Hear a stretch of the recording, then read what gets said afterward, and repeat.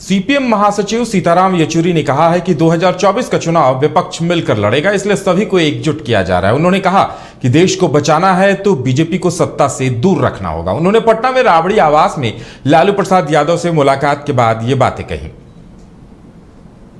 वही है जो मुख्यमंत्री जी खुद जब दिल्ली आए थे, हमारे दफ्तर आए, हमसे मिले थे, वहाँ पर भी एक ही बात हुई थी। आज सबसे अनिवार्य जो कर्तव्य है वो है अपने देश को बचाना, इस संविधान को बचाना और एक धर्मनिरपेक्ष जनतंत्र के गणराज का चरित्र जो भारत का है उसे बचाना है। अगर ये हासिल करना है तो ज़रूरी है कि भाजपा को सत्ता से दूर रखना है, तो मोदी सरकार को हटाना है। नेतृत्व अपने आप पैदा होगी, अपनी ही खुद राजनीतिक इतिहास को जरा पीछे मुड़कर आप देखिएगा। 96 में जब संयुक्त मोर्चा का देवगौड़ा साहब प्रधानमंत्री बने, वो संयुक्त मोर्चा बना चुनाव के बाद।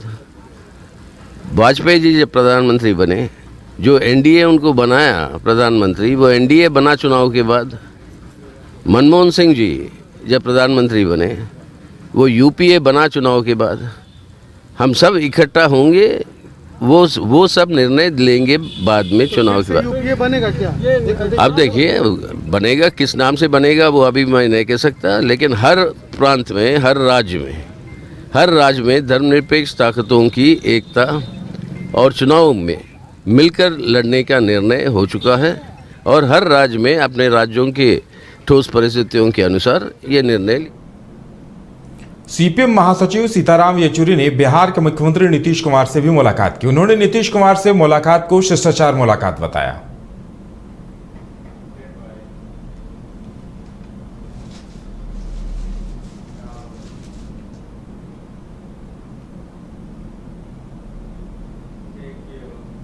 पटना में आरजेडी की राज्य परिषद की बैठक में लालू प्रसाद यादव ने बीजेपी पर हमला बोला। उन्होंने कहा कि 2024 में बीजेपी को उखाड़ फेंकेंगे। लालू यादव ने कहा कि बीजेपी वाले इरिटेट करते हैं। वहीं उन्होंने नीतीश कुमार के तारीफ के कसीदे पढ़े और कहा कि नीतीश कुमार हर मसले पर उनसे राय लेते हैं। उन्होंने गृहमंत्री अमित शाह के किशनगंज दौरे को लेकर बीजेपी की मंशा पर भी सवाल उठाया।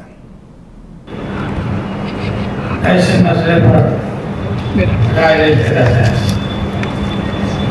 देश में भाजपा को छोड़ के सभी पॉलिटिकल पार्टी के दरवाजे पर गए, उन्होंने सबको इकट्ठा जोड़ने का काम शुरू किया। एक हो सब लोग इकट्ठा हो, ये सब काम चल रहा है। माननीय सोनिया गांधी जी विदेश में थी, अब आ गई है। हम दिल्ली जा रहे हैं, समय लेके हम और नीतीश कुमार, हाँ राहुल गांधी का जैसा घर का जाता था, हम मिले, अब बोलेगा कि सफाई जनता जी बड़े अनुशासन के साथ पार्टी को कार्यालय को चला रहे हैं। जो हमारी मिली है और काम को करें, ये देखा। पटना में आरजेडी की राज्य परिषद की बैठक में उप मुख्यमंत्री तेजस्वी यादव ने कहा कि उनका एकमात्र लक्ष्य 2024 में जीत हासिल करना है। उन्होंने कहा कि बीजेपी का अगर कोई इलाज है तो वो समाजवाद है। राज्य परिषद के सदस्यों को संबोधित करते हुए उन्होंने हर पोस्टर में कबीर और रविदास का चित्र लगाने की भी अपील की। हम लोग कबीर और रविदास जी का चेहरा हम लोग लगाने का लोहिया जी का हम लोग लगाते हैं, कर्पूरी जी का लगाते हैं, अम्बेडकर जी का लगाते हैं, गांधी जी का लगाते हैं। हम लोग सब लोगों को अब जो है कहीं भी कोई भी कार्यक्रम हो तो आगे से कबीर जी का और रविदास जी का जो है चित्र जो है वो लगाने का काम, रोजगार देने का, नौकरी देने का वो सिलसिला जो है कल से शुरू हम लोगों ने कर दिया। और आज भी लगातार हर डिपार्टमेंट वाइज समीक्षा की जा रही है और यही कहा जा रहा है कि जितने रिक्त पदे हैं उसको भरा जाए और हर विभाग में हमारे स्वास्थ्य विभाग जो है लगभग 1.5 लाख हम लोग जो है नौकरी रोजगार देने का काम करेंगे। तो आप समझ जाइए हर डिपार्टमेंट इस काम में तो हम लोग लगे। हर बैठक हर कैबिनेट में देखिएगा सबसे ज्यादा जो है स्वास्थ्य विभाग का प्रपोजल आता है। इससे अस्पताल भी बेहतर होगा, लोगों को सुविधा भी होगी, इलाज भी होगा, सारी चीजें होंगी, बिहार का इकोनॉमी भी सुधरेगा। तो इस काम को तो हम लोग कर ही रहे।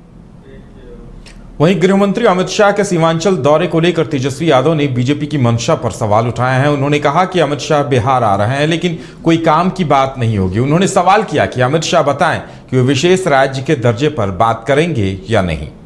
करेगा नौकरी पे बात नहीं करेगा। बिहार के विशेष राज्य के दर्जे, अब इनके होम मिनिस्टर आएंगे, ठीक है भाई, होम मिनिस्टर कहीं भी जाएंगे, आइए, आपका स्वागत है, लेकिन थोड़ा बिहार के 12-13 करोड़ जनता को बताइए कि भैया पैकेजवा कब मिलेगा और बिहार को विशेष राज्य का दर्जा कब मिलेगा, जो प्रधानमंत्री जी ने घोषणा किया था। काम की बात कीजिए ना। आप अगर आ रहे हैं बिहार। पटना में आरजेडी की राज्य परिषद की बैठक में लालू प्रसाद यादव ने पुनः निर्वाचित आरजेडी प्रदेश अध्यक्ष जगदानंद सिंह को प्रमाण पत्र सौंपा। आरजेडी के दोबारा प्रदेश अध्यक्ष निर्वाचित होने पर उन्हें सम्मानित भी किया गया। वहीं जगदानंद सिंह ने भी लालू प्रसाद यादव को सम्मानित किया।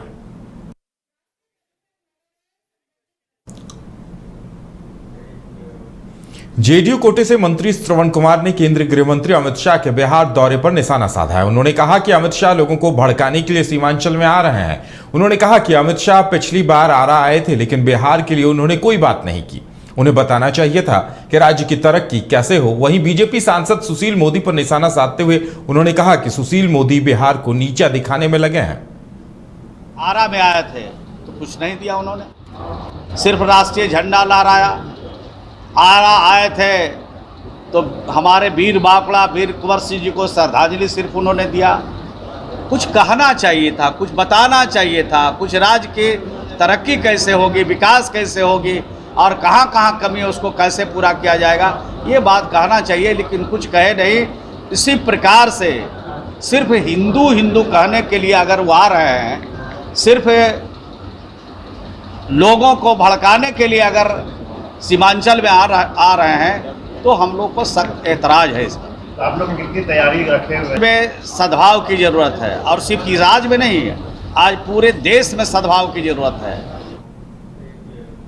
बीजेपी के सेवा पखवाड़ा बुद्धिजीवी सम्मेलन कार्यक्रम में बिहार विधानसभा नेता प्रतिपक्ष विजय कुमार सिन्हा मुंगेर के तारापुर पहुंचे, जहां कार्यकर्ताओं ने उनका जोरदार स्वागत किया। महागठबंधन सरकार पर जमकर बरसते उन्होंने कहा कि उनके पास कोई विजन नहीं है। जब जब चुनाव आता है भ्रष्टाचारियों की जमात एक साथ जुट जाती है। ये जयराम विप्लव जी का आवाज हुआ और कार्यक्रम मन के अंदर लगा कि मेरा सपना साकार होगा कि देश के प्रधानमंत्री नरेंद्र मोदी जी जब जब चुनाव आता है भ्रष्टाचारियों की जमात एक साथ जुड़ जाते हैं। एक तरफ लाल किला से देश के प्रधानमंत्री जी भ्रष्टाचार मुक्त भारत की बात करते हैं तो सभी भ्रष्टाचारियों की जमात जो स्वार्थवाद और परिवारवाद के पोषक हैं वो सब वातावरण को नकारात्मक बनाने में लगते हैं।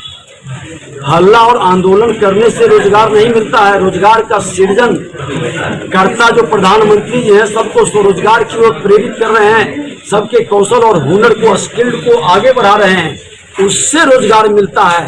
लेकिन ये लोग को रोजगार छीनने वाले लोग हैं। बिहार के अंदर देख रहे हैं कि एक नया फिर शुरू हो गया, रंगदारी का, अपहरण का, अपराध का, मर्डर का, ये सब तो उनका रोजगार ही तो है।